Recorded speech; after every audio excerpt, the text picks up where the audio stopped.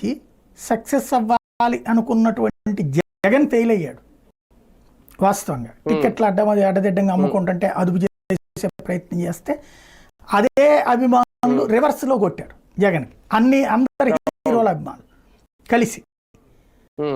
అలా కాకుండా ఇక్కడ సినిమా రంగానికి సంబంధించి జగన్ ఫార్ములానే రేవంత్ కూడా ఫాలో అవుతున్నాడు.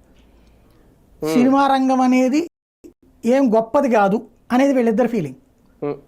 ఇద్దరు రెడ్డి గారి ఫీలింగ్ కూడా సినిమా రంగం గొప్పది కాదు అనేటటువంటి. ఈ రెడ్డి గారిది ఆ రెడ్డి గారు కూడా ఫాలో అవుతున్నారు. పవర్ అనేటటువంటిది అల్టిమేట్ అనేది చూపిస్తున్నారు.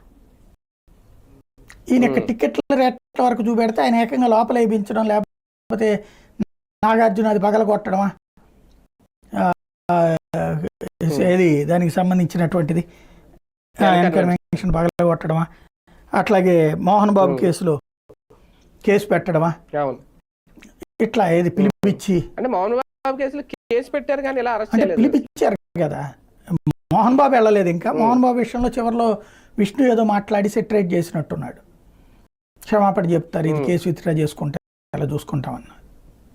కొంత తేడా అయితే ఉంది విష్ణుకి దాంట్లో, మోహన్ బాబు ఉదంతంలోనూ అల్లు అర్జున్ ఉదంతంలో. ఎందుకంటే అల్లు అర్జున్ ఉదంతంలో